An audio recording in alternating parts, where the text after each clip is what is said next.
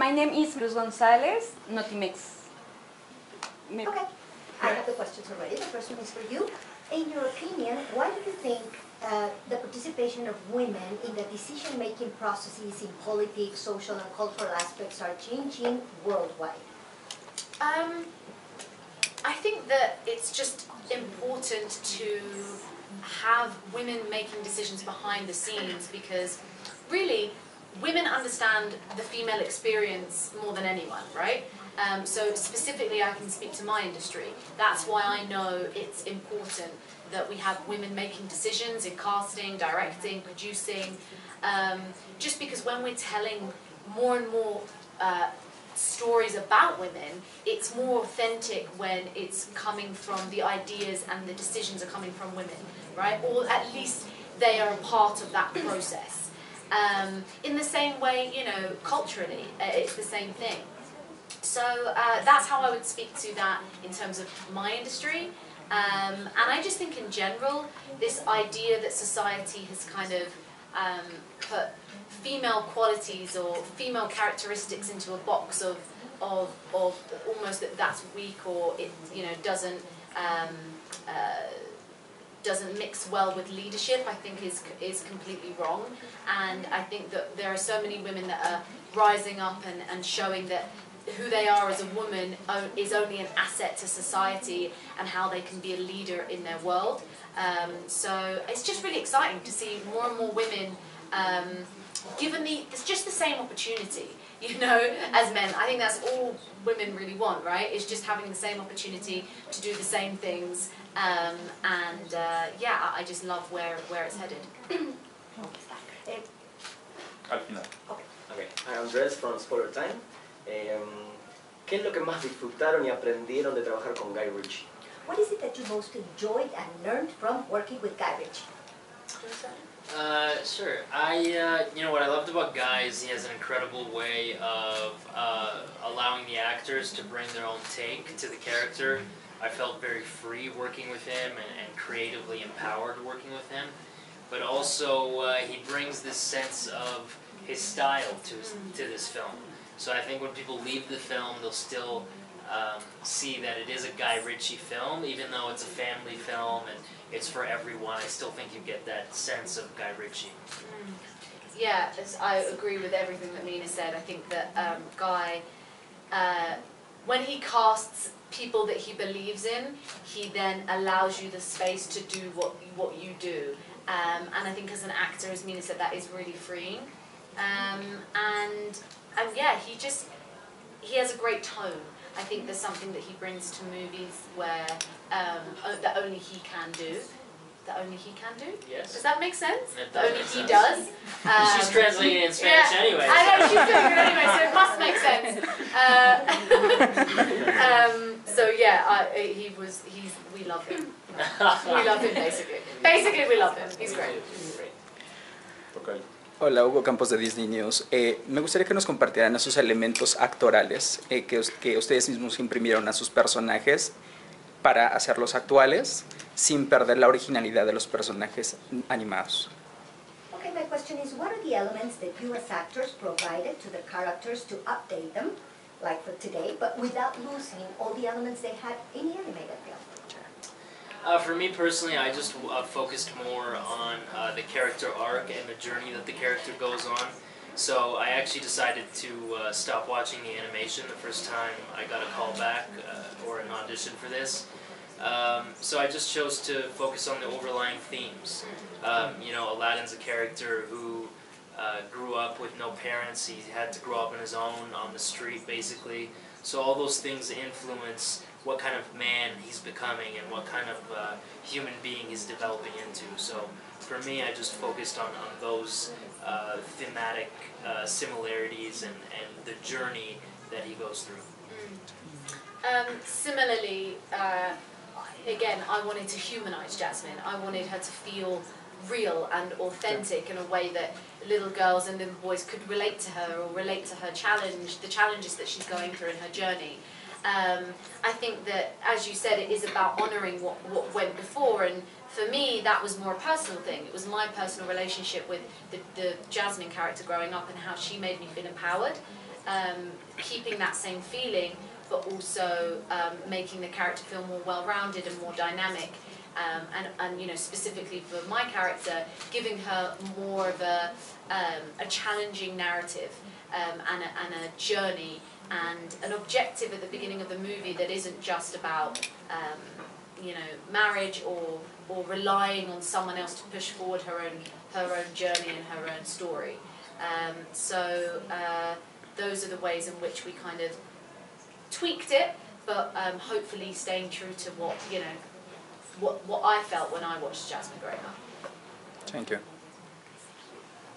Hi, I am Massoud, and I wanted to tell you that you have an amazing chemistry. Like, it feels really, it's really genuine. Thank And you. the whole Oh, cast, thank you. the whole cast has it.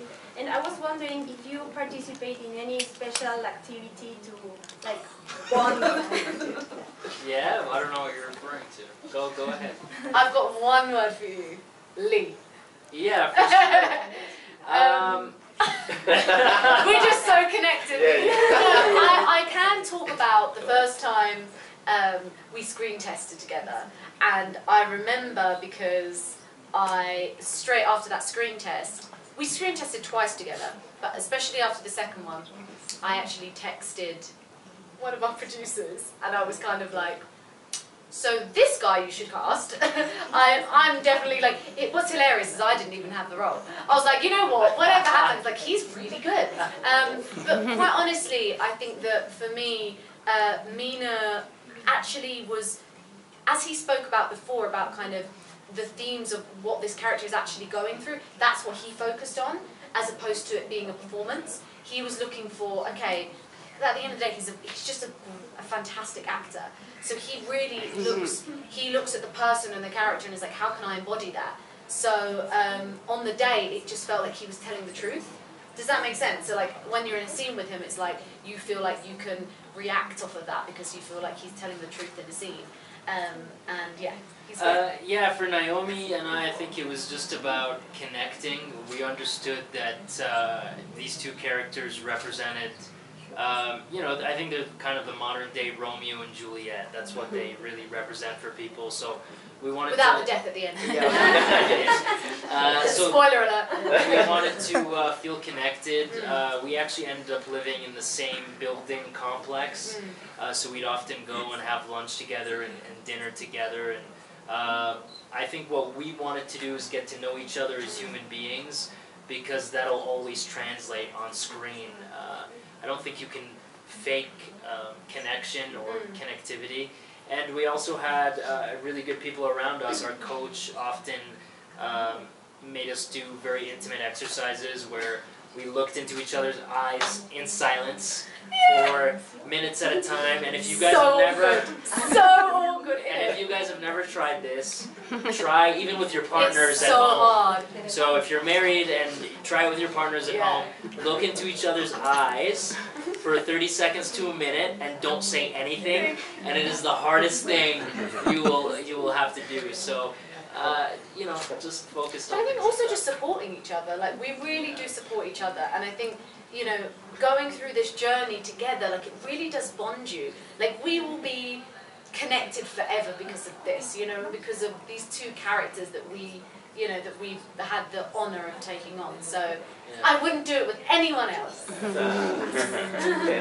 I know. Oh.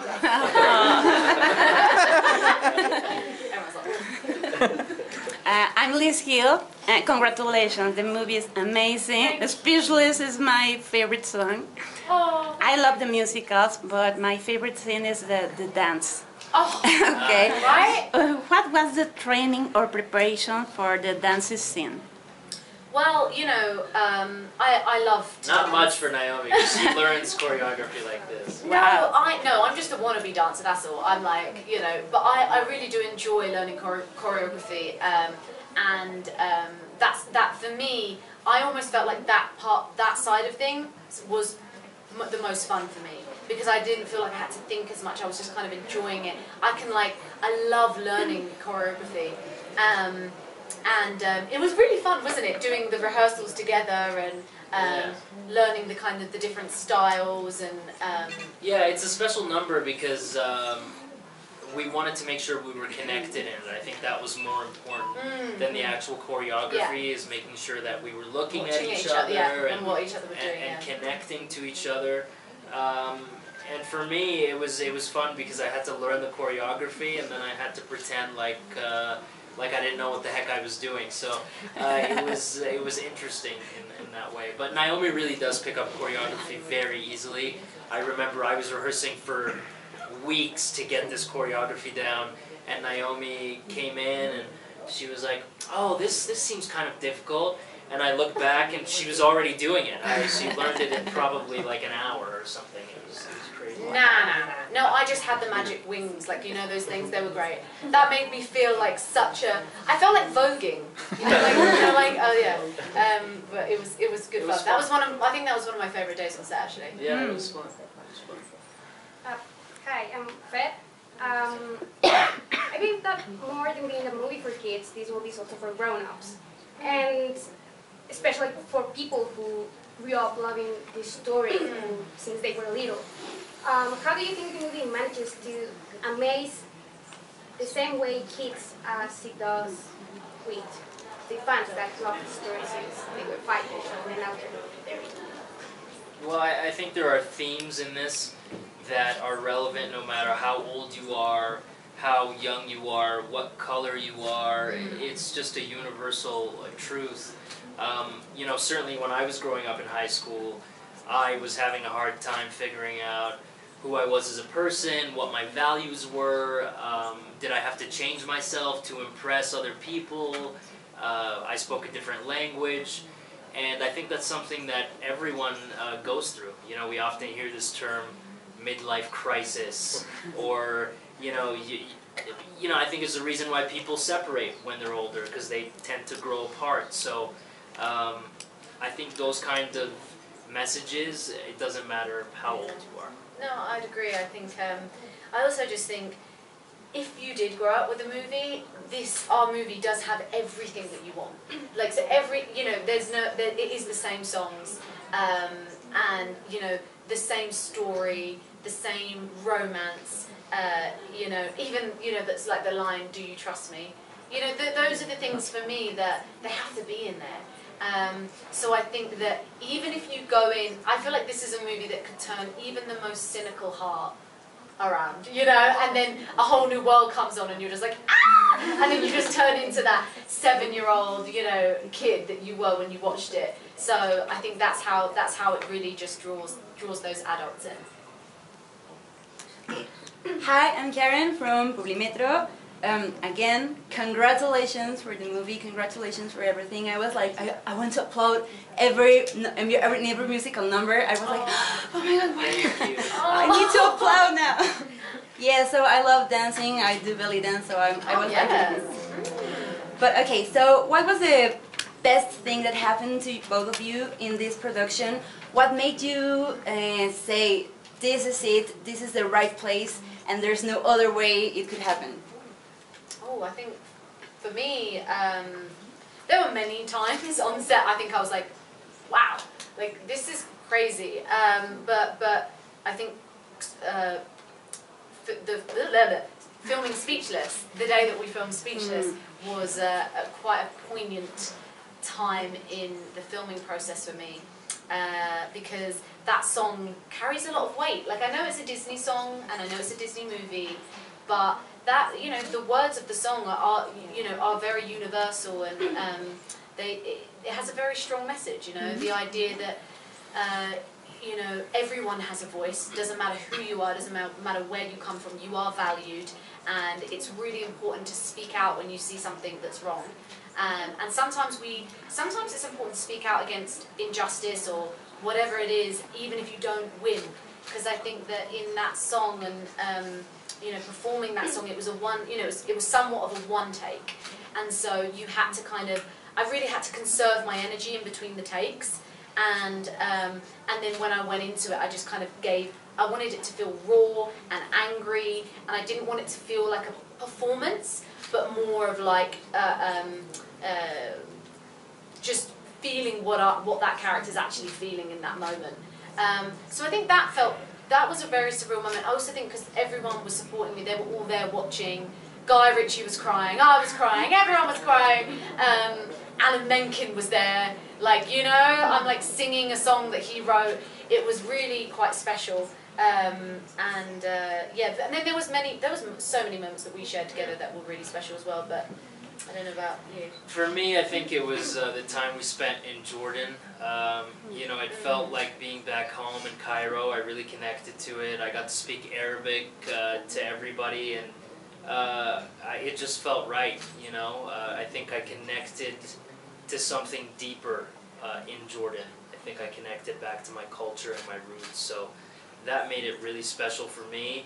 And just being out in the desert, you know, there's a very special spirit out in the desert that when you're there, you kind of think like, I can't believe I'm here, you know. So that was special for me. You do love deserts, don't you? It was funny because we were but he really does, and I do think that must be that you must have that connection, as you said, like with home, and it makes you feel at home clearly because it was so funny when we were landing. He was like, look at the desert, and me and Guy were a bit like, just the desert.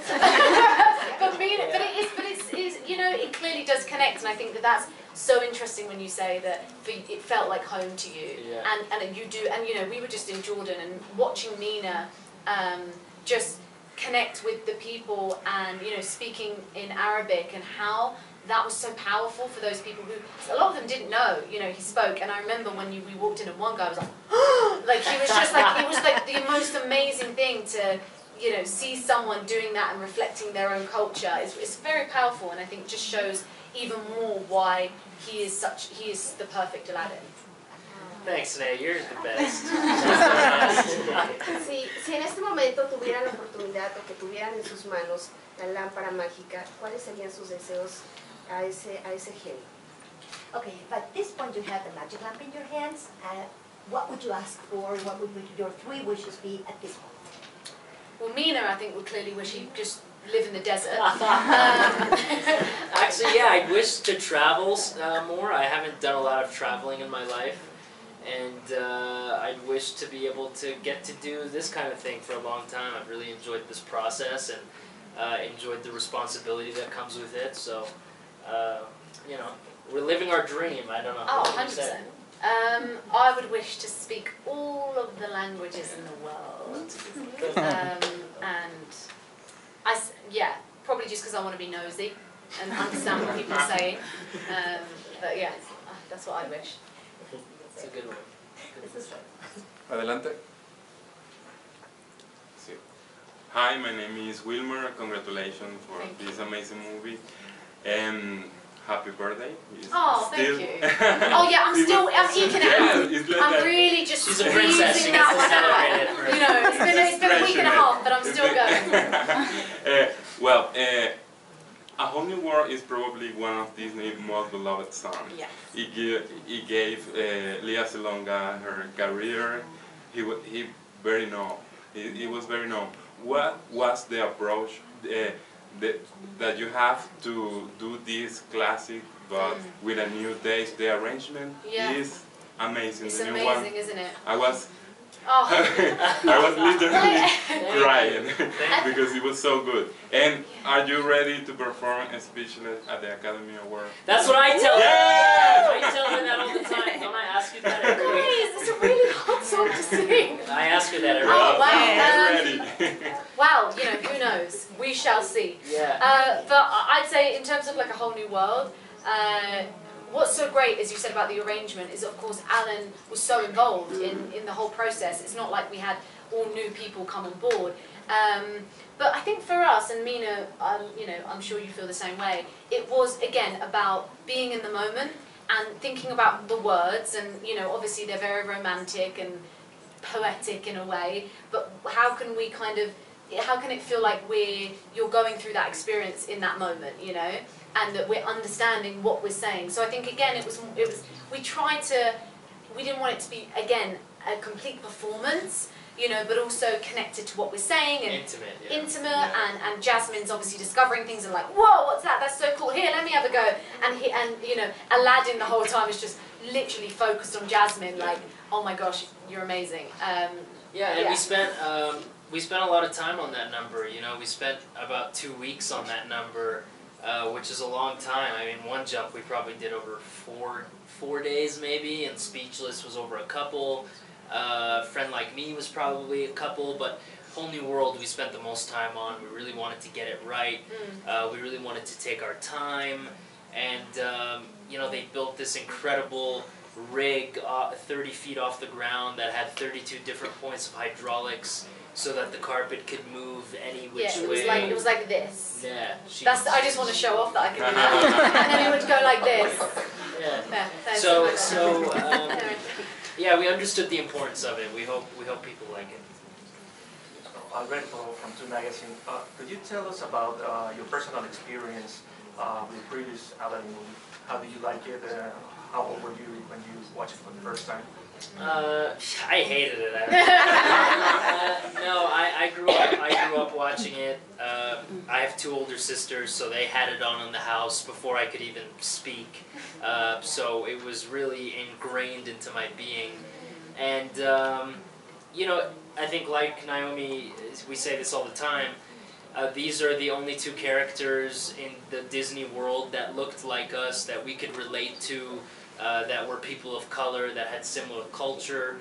So for that reason, even subconsciously, I connected to it on a very deep level. And not just Disney, I mean, there were very few movies when I was growing up with actors and characters that looked like me. So, you know, it's an absolute honor to be able to portray these beloved characters now. Yeah, similarly for me, Aladdin was me and my brother's favourite because my brother could relate to Aladdin and I could relate to Jasmine. So it was something that we shared together.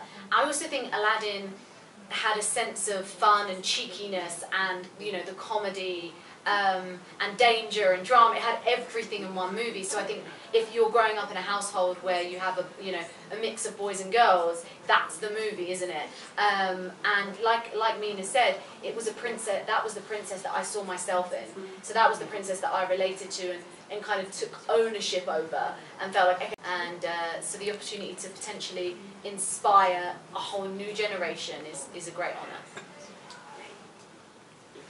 Hi, I'm Ronan. Congratulations for this premiere. Thank you. And I want to know, Naomi, if you think Aladdin talk about the empowerment of women and why? Absolutely. I think that the movie it's really about empowerment of self, man, woman, whatever, right?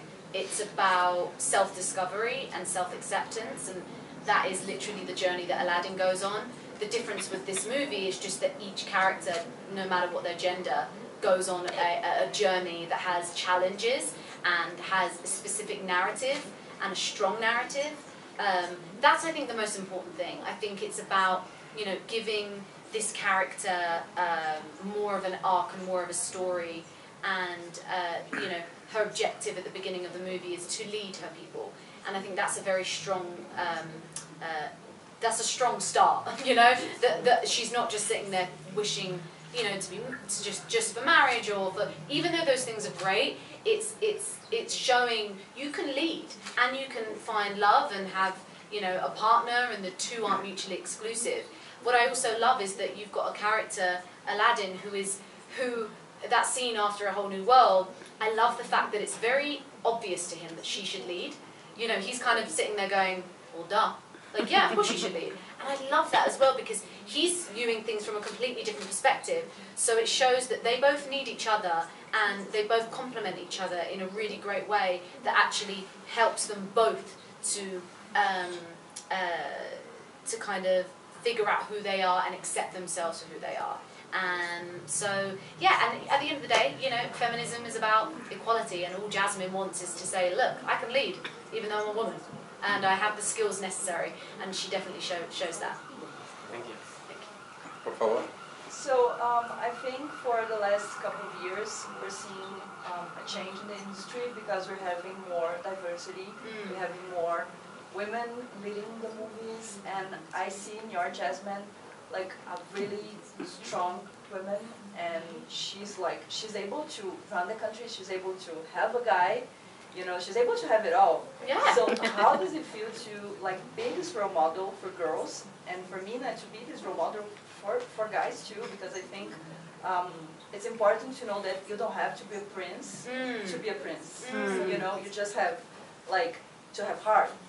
You just have to marry a princess. No, yeah, I think the incredible thing about Aladdin is that they go on this journey together, and you know, I hope this film teaches little boys that basically I think what love is, true love, is supporting each other and encouraging each other to follow one's dreams, because I don't think you can make another person happy if you don't make yourself happy. And so if you can be in a relationship where you encourage each other to follow each other's dreams and empower each other, then that's kind of the perfect relationship, you know. So we need to stay away from this message of men are the leaders and men are the ones that are the head of the household. And I think this story, you know, encourages us to stay away from that message and from the latter. And I also love about Aladdin's character that he shows vulnerability. You know, what a great message is that for little boys going, okay, I don't have to be perfect. I don't have to be this idea of masculinity when actually, you know, it's okay to be insecure sometimes. We all are.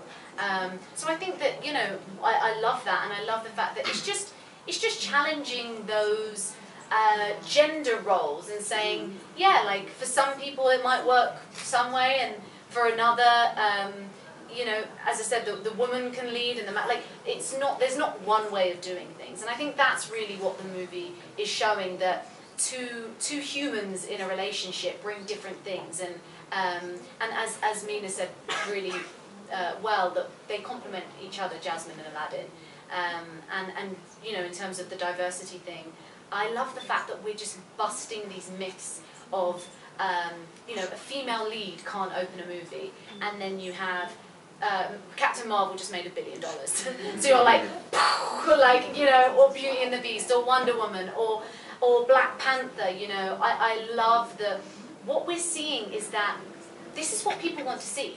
They want to see just like different things, you know, and that's not, you know, it's not just for those people. Like anyone can relate to these themes.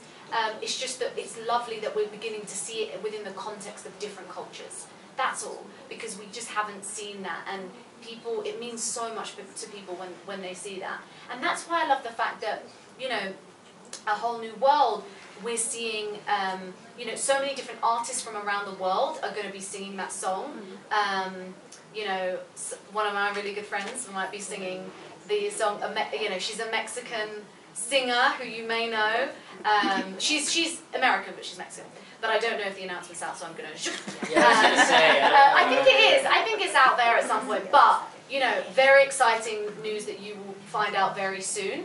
I love that, because at the end of the day, you want it to relate to people in their own language. Like, I think that's so important. Even my song, Speechless, that's not my song. It's for everyone, and it's universal. So yeah, I love the fact that we're seeing movies that are just kind of getting rid of those old myths. Last question. I'm Felipe from Brazil. I can't believe nobody asked my question. I want to know about Will Smith. Come on, this huge star on set. I can't think of anyone portraying the genius after him. So, were there any funny moments with him on set? Was it nice to work with him? And one thing, just curious thing, was he blue on set, or was he wearing a green suit that turned out to be blue? Okay, there's a few questions there. Yeah. What do you want to start with, please? Sure. No, he was never blue on set. We did the scenes a few times. We did them, you know, with him as a human being, one-on-one, so that we could connect. And then he wore his motion capture suit, and then we did it with him just off-screen. And you know, my eyeline most of the time was a ping pong ball or whatnot. And to answer your second question, he's absolutely phenomenal. He makes the set much more enjoyable. It's like a party when he's there. And actually, I go off on my next project, and I work with a Brazilian superstar, Rodrigo Santoro. So I just wanted to make that full circle for you because you said you're Brazilian. So I'm a very lucky man. Just working with all these huge stars. I've worked with him as well. Yes, you did. Yeah, yes, on you the 33. He's such a great actor. Yeah, yeah, And I forgot gorgeous, about right? that. Like, so ridiculous. Yeah. Yeah, I agree, Mena. Will is the best. We always say he's so generous on and off screen.